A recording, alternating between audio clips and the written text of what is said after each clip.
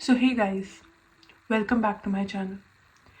जैसा कि आप सबको पता है कि नीट का एग्जामिनेशन 5 मई 2024 को लिया जाएगा। तो क्या आप भी उन बच्चों में से आते हैं जो ये बोलते हैं कि हम पढ़ना तो चाहते हैं मैम, हम बहुत कुछ करना चाहते हैं, लेकिन हमारा मन ही नहीं करता पढ़ने का। जब भी हम ये सोचते हैं कि अब हम पढ़ेंगे, तब हमारा मन नहीं करता और हम किताबें बंद करके बैठ जाते हैं। तो बेटा, इस चीज की ना एक बात समझ लीजिए, किसी का भी यहाँ पे पढ़ने का मन नहीं करता।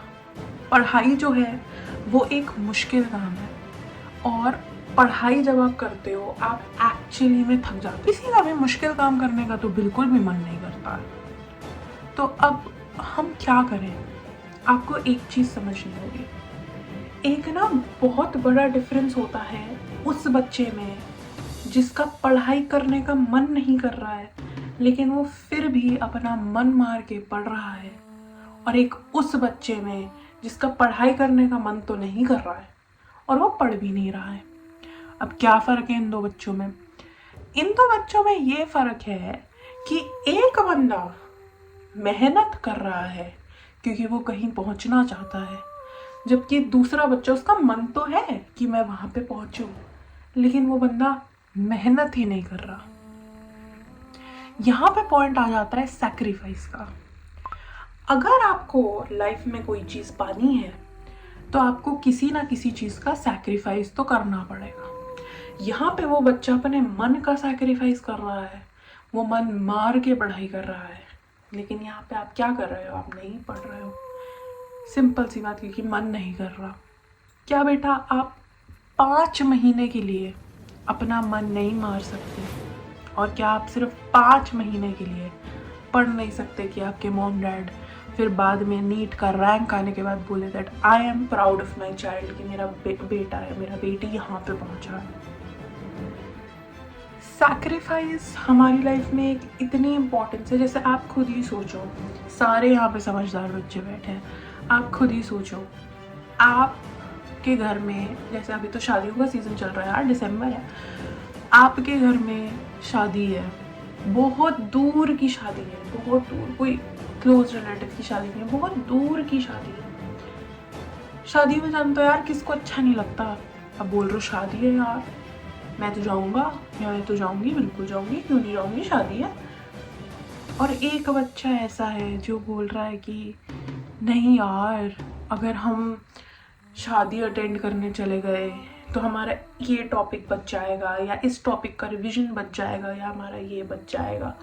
तो आप वैसा क्यों नहीं सोच रहे कि सिर्फ अब 5 महीने की बात बची है, एक ही बार में पढ़ के अपना रैंक ले लें और अपना कॉलेज चले जाएं, उसके बाद तो शादियां अटेंड कर लेंगे। शादियां रुक थोड़ी ना रही हैं लोगों की।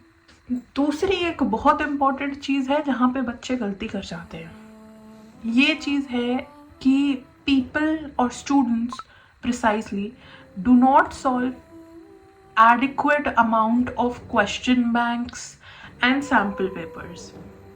देखो, एक ना बहुत बड़ा डिफरेंस होता है कि हर चैप्टर के एंड पे आप क्वेश्चंस लगा रहे हो और आप लेजिट 3 घंटा बैठ के एक जगह पे नीट के प्रीवियस ईयर पेपर या सैम्पल पेपर सॉल्व कर रहे हो।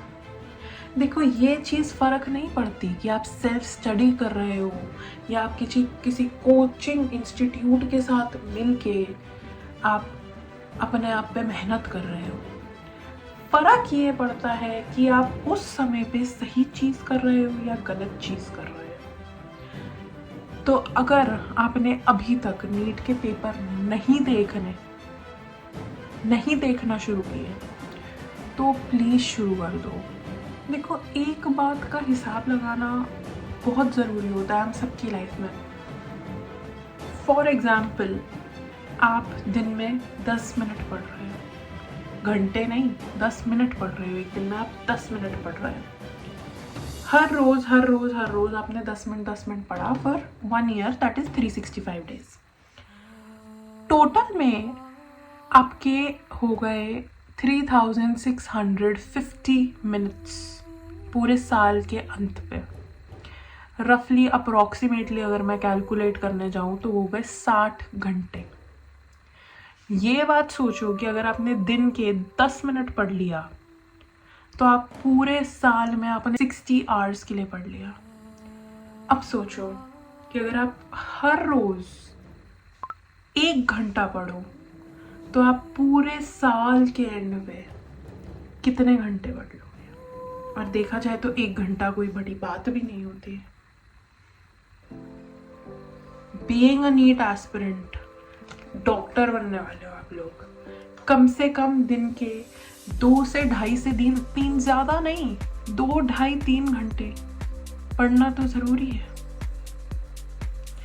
Me being a MBBS first year student आपको ये सजेशन दे रही होगी कम से कम दिन में 2, ढाई घंटा जरूर पढ़ो। आपको कोई नहीं कह रहा कि एक जगह पे बैठ के आप 16, 17, 18 घंटे लगाओ, वो बिल्कुल जरूरी नहीं है, लेकिन कम से कम 2 घंटा वो तो पढ़ो।